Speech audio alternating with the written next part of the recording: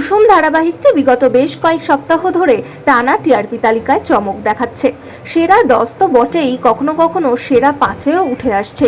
এর মধ্যে শীঘ্রই আবারও এই ধারাবাহিকের সম্প্রচারের সময় বদলাতে চলেছে, আর একই সঙ্গে গল্পে আসছে নতুন টুইস্ট।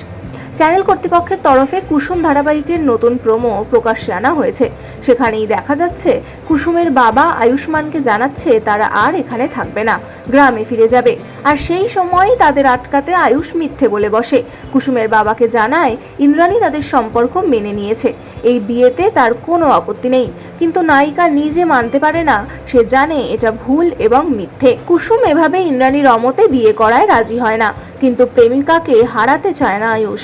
তাই সে বলে ইন্দ্রাণীর আয়োজিত গণবিবাহে তারা বিয়ে করবে, তাহলে তাতে পরোক্ষভাবে ইন্দ্রাণীর মত থাকবে। কুসুম রাজি হয়। এদিকে তাদের এই বিয়ের খবর পৌঁছয় ইন্দ্রাণীর কানে।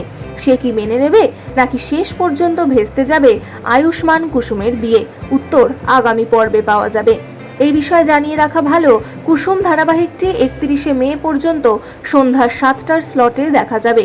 আগামী সোমবার অর্থাৎ 1 জুন থেকে কুসুম সম্প্রচারিত হবে সন্ধ্যা 6টা থেকে।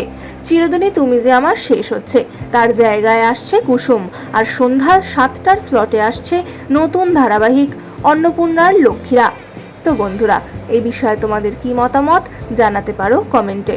আর এরকমই অনেক নতুন আপডেট পেতে সাবস্ক্রাইব টলিফেস।